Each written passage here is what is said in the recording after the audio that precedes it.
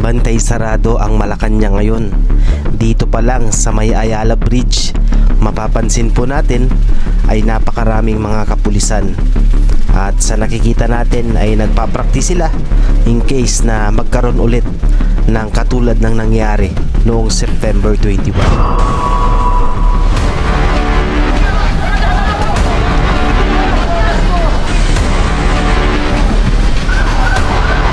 Saan makikita? Mga kapulisan.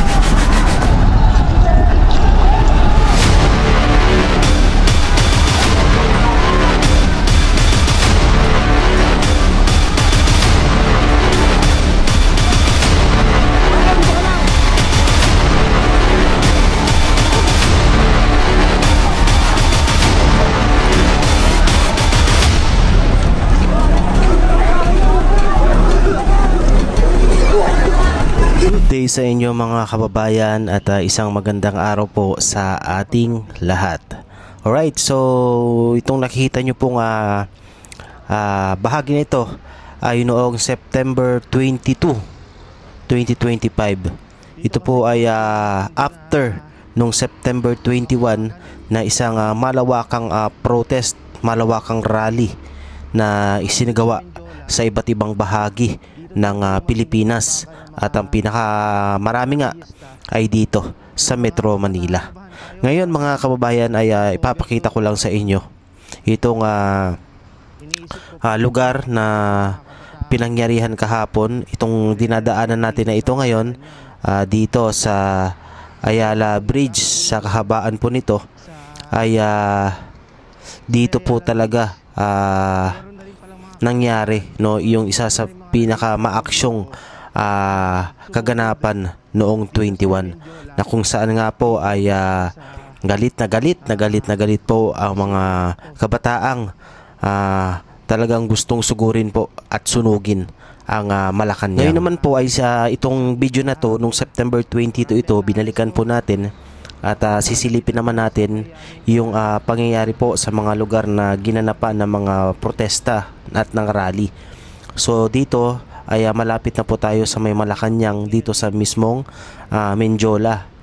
So kung yung mapapansin, kung yung napapanood noon po itong part na ito ng lugar na ito ng Menjola na to, dito talagang sumiklab yung malaking gulo sa pagitan po ng mga kapulisan at ng mga nagpoprotesta. At binalikan nga po natin yan ito ngayong araw na to, September 22. At ito yung makikita nyo sitwasyon ngayon. Maaliwalas na, luminis na, natanggal na yung mga debris, mga basag na bote, mga kahoy, mga bato, mga sinunog na mga nagprotesta po kahapon. Yung nanggulo kahapon, as in marami. Kasi kukunti lang sila mga halos lahat mga kabataan. Siguro kung marami sila, may posibilidad na napasok ang Malacanang at nasunog ito. Dito na tayo ngayon sa CM Recto. Dito tayo sa kabilang bahagi. At kung inyong mapapansin, maayos na.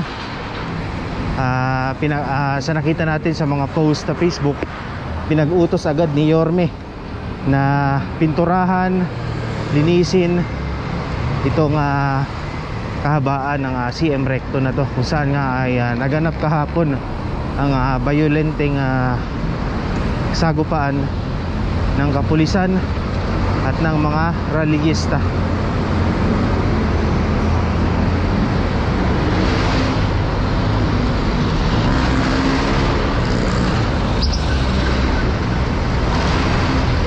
So medyo umaaliwalas na ulit.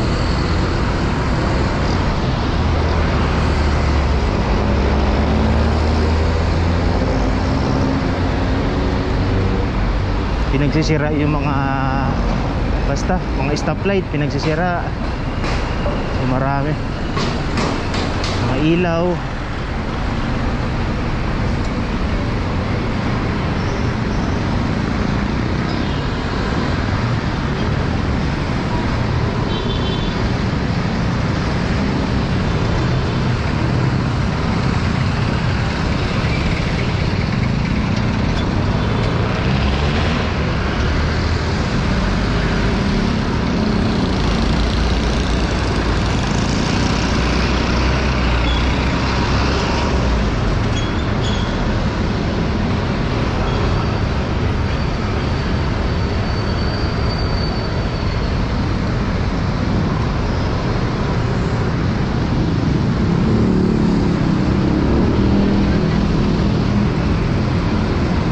kung nyo mapapansin na mga basag yung ano dito, yung mga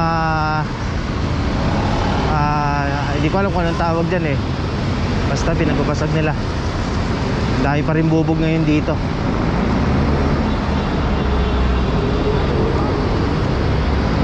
Pero yung mga pader na nilagyan nila ng mga spray paint, eh yan, bagong pintura na. Ayan o, bagsak. Ito bagsak o, yan o.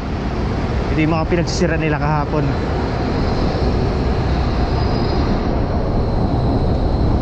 Doon tayo sa kabila. Ikot tayo dito. Mataas. Sa kabila.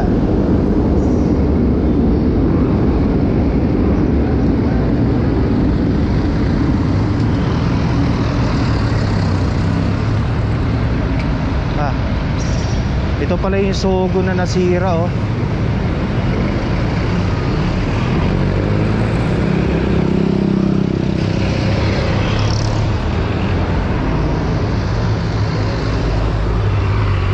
Kung sa Indonesia mga ano no, mga gusali ng gobyerno yung winasak, tsaka sa Nepal, dito sa atin Sogo. Ayan oh, pasarado ngayon.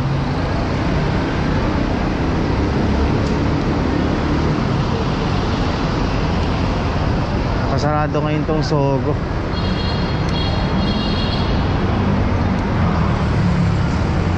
Pinagbabasag.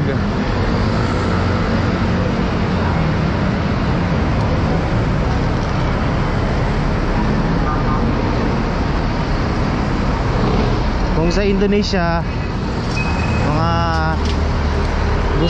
gusali ng gobyerno, ng mga bahay ng mga politiko, ganon din sa Nepal. Dito naman sa Pilipinas, dito naman sa ating kahapon, Sogo. Sogo yung kanilang napagtripan dito. Kawawa yung may negosyo.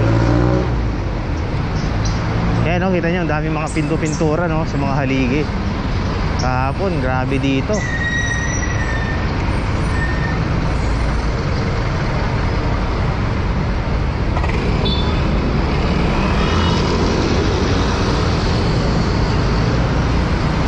Nasaksihan natin yung kaguluhan kahapon. Nakakatakot pala.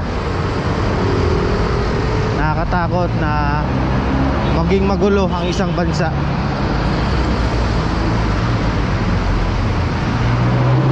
Nakakatakot na magkaroon ng kaguluhan.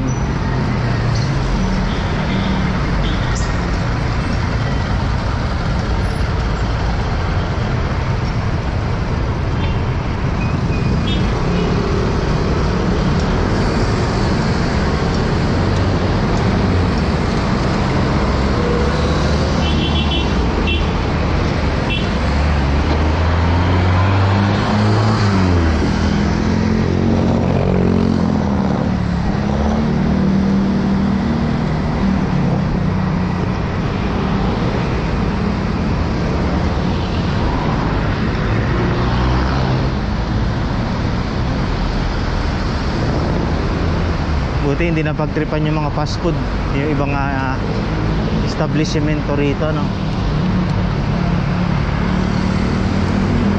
Inaayos na yung mga stoplight.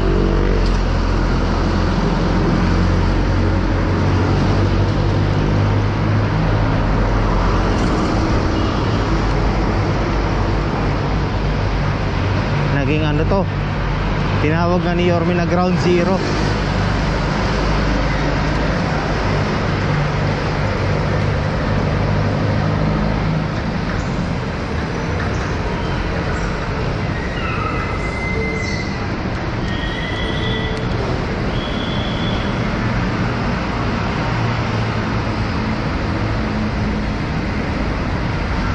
Dito kami kahapon tinapunan ng tirgas oh, nadamay kami.